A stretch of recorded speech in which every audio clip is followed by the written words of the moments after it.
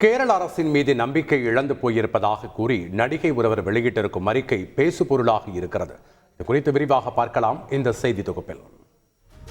கேரளாவில் பிரபல நடிகரும் ஆளும் மார்க்சிஸ்ட் கம்யூனிஸ்ட் கட்சி எம்எல்ஏவுமான முகேஷ் மீது நடிகை ஒருவர் பாலியல் புகார் அளித்து பரபரப்பை ஏற்படுத்தியிருந்தார்.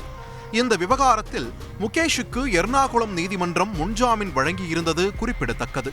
இந்நிலையில் இதை எதிர்த்து மேல்முறையீடு செய்ய கேரள அரசால் அமைக்கப்பட்ட சிறப்பு விசாரணை குழு தீர்மானித்திருக்கிறது.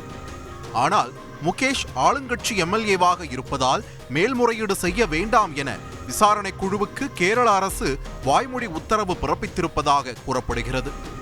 இதனால் கொந்தளித்திருக்கும் நடிகை இதுகுறித்த அறிக்கை வெளியிட்டு விசாரணை குழுவுக்கு நெருக்கடி கொடுத்திருக்கிறார்.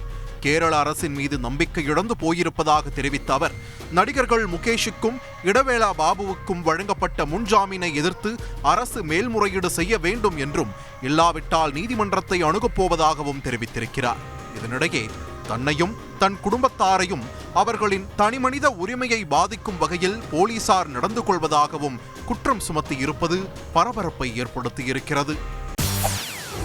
செய்திகளை உடனுக்குடன் தெரிந்து கொள்ள உடனே சப்ஸ்கிரைப் பண்ணுங்க.